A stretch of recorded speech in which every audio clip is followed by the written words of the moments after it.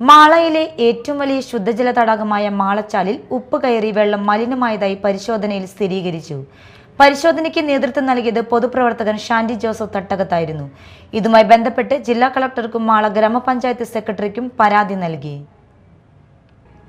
Mala sub treasury നിലവിലുണ്ടായിരുന്ന കെട്ടിടത്തിനടുത്തുള്ള ചാൽ, പഞ്ചായത്ത് ഓഫീസിന്റെ പടിഞ്ഞാറു ഭാഗത്തെ ചാൽ, മാളക്കുളം എന്നിവിടങ്ങളിൽ നിന്നെടുത്ത വെള്ള സാമ്പിളുകൾ Cochin university of science and technology ലാബിൽ പരിശോധിച്ചതിലാണ് ഉപ്പിന്റെ അംശം കണ്ടെത്തിയത്. പരിശോധനയ്ക്ക് നേതൃത്വം നൽകിയത് പൊതുപ്രവർത്തകൻ ഷാൻഡി ജോസഫ് തട്ടകത്തായിരുന്നു.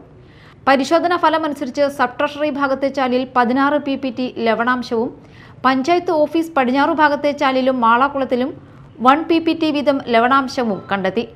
ഉപ്പുവെള്ളം കയറിയതിനെ തുടർന്ന് KSRTC ഭാഗത്തെയും പഞ്ചായത്ത് ഓഫീസിന് സമീപത്തെയും ചാലുകളിലെ ശുദ്ധജല പായലുകൾ പൂർണ്ണമായും നശിച്ചതായും കണ്ടെത്തി.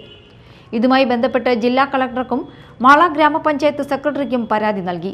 മാളച്ചാലിനോട് ചേർന്ന കാവനാട്, മാള ടൗൺ, ഗംഗ തിയേറ്റർ, മാളക്കുളം, പൊയ്യ പഞ്ചായത്തിലെ 4-ാം വാർഡ് തുടങ്ങിയ പ്രദേശങ്ങളിലെ കുടിവെള്ള സ്രോതസ്സുകൾക്കും കൃഷിഭൂമികൾക്കും ഗുരുതര ഭീഷണിയുണ്ടെന്ന് പരാതിയിൽ ചൂണ്ടിക്കാട്ടുന്നു. Media time, Mala.